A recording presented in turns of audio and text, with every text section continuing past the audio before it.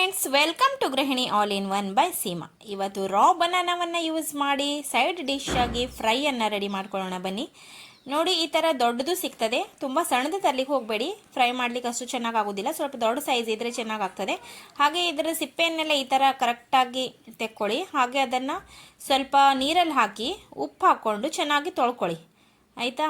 ಇದು ಕರೆಕ್ಟ್ ಅಂಟೆ ಥರ ಆಗ್ತದಲ್ಲ, ಅದು ತೊಳ್ಕೊಂಡ ನಂತರ ಕರೆಕ್ಟ್ ನಿಮ್ಗೆ ಯಾವ ಸೈಜಲ್ಲಿ ಬೇಕು ನೋಡಿ ಆ ಥರ ಥಿನ್ನಾಗಿ ಇದನ್ನು ಸ್ಲೈಸ್ ಮಾಡ್ಕೊಳ್ಳಿ.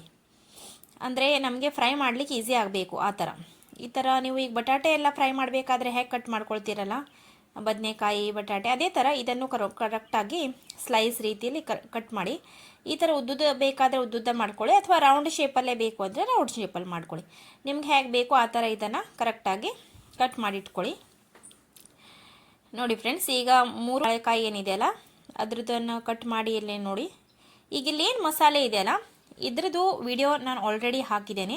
ಅದರ ಲಿಂಕನ್ನು ನಾನು ಡಿಸ್ಕ್ರಿಪ್ಷನಲ್ಲಿ ಹಾಕ್ತೇನೆ, ನೀವು ಅದನ್ನು ಹೋಗಿ ಚೆಕ್ ಮಾಡ್ಕೊಳ್ಳಿ. ಅದು ಒಂದು ಪ್ರಿಪೇರ್ ಮಾಡಿ ಇಟ್ಕೊಂಡ್ರೆ ನೋಡಿ, ನಿಮಗೆ ಮೀನು ಫ್ರೈ, ಯಾವುದೇ ಮೀನು ಫ್ರೈ ಮಾಡಿ, ಇದು ಒಂದು ಮಸಾಲೆ ಇದ್ದರೆ ಸಾಕು, ನಿಮಗೆ ಫ್ರಿಜ್ಜಲ್ಲಿ ಸ್ಟೋರ್ ಮಾಡಿ ಇಟ್ಕೋಬೋದು, ಪಟಕ್ಕನೆ ಮಾಡಿ ಮುಗಿಸ್ಬೋದು. ಹಾಗೆ ಇಷ್ಟು ಟೇಸ್ಟಿ ಆಗಿರ್ತದಂದರೆ ತುಂಬ ಸಖತ್ ಟೇಸ್ಟಿ ಆಗ್ತದೆ ಫ್ರೆಂಡ್ಸ್. ಇದು ನೋಡಿ, ಈ ಥರ ಹಚ್ಚಿದ ನಂತರನೇ ಇಷ್ಟು ಯಮ್ಮಿ ಕಾಣ್ತಿದೆಯಲ್ಲ.